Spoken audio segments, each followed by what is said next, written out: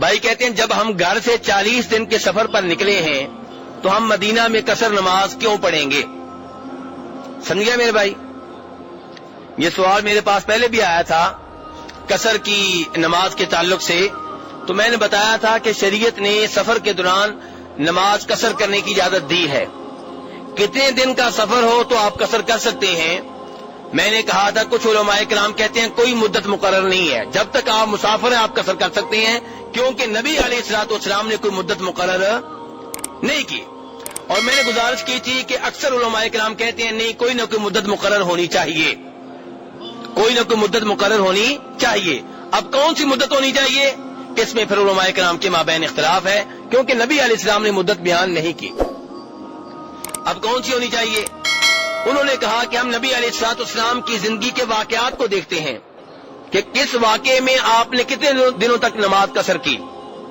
تو میں نے کہا تھا اس سلسلے میں کچھ علماء کرام نے 3 دن کہا ہے، کچھ نے 15 دن کہا ہے، کچھ نے 19 دن کہا ہے، اور اس مسئلے میں گنجائش موجود ہے، کیونکہ نبی علیہ الصلوۃ والسلام نے باقاعدہ طور پہ کوئی مدت مقرر نہیں کی۔ لیکن میں نے یہ گزارش کی تھی کہ 19 دن والی بات جو ہے کافی حد تک معتبر ہے، کیونکہ یہ حدیث بیان کی ہے جناب عبداللہ ابن عباس رضی اللہ عنہما نے، بخاری شریف میں آتی ہے، اور حدیث بیان کرنے کے بعد جناب عبداللہ ابن عباس کہتے ہیں کہ اس واقعے کے بعد کہ جس واقعے میں نبی علیہ السلام 19 دن قصر کرتے رہے، ہم جب بھی سفر کرتے تھے اگر 19 دن کا سفر ہوتا تو ہم نماز قصر کرتے، 19 سے زائد کا سفر ہوتا تو ہم نماز پوری پڑھا کرتے تھے۔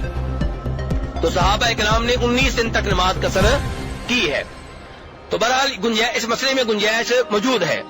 اب بھائی کا سوال یہ ہے کہ ہمارا سفر تو 40 دن کا ہے۔ اب سوال سمجھ گئے آپ کو کیوں سوال کر رہے ہیں؟ وہ کہتے ہیں آپ نے 19 دن کی بات کی تو ہمارا سفر تو 40 دن کا ہے۔ تو یہ سوال بڑا اہم ہے، کئی بھائیوں کو غلط فہمی رہتی ہے۔ میرے بھائی جو مدت مقرر کی ہے شریعت نے، اس کا تعلق چلتے سفر سے نہیں ہے، اس کا تعلق کسی شہر میں جب آپ ٹھہر جائیں اس مدت سے ہے۔ مدینہ میں کتنے دن آپ ٹھہریں گے؟ 8 دن، یہ اس کی بات ہو رہی ہے۔ پھر جب آپ مکہ چلے جائیں گے تو مکہ کی الگ مدت جو ہے اس کا اعتبار ہوگا، اور وہ سفر جو جاری و ساری رہے اس میں تو آپ قصر کر سکتے ہیں، چاہے 5 سال سفر جاری رہے۔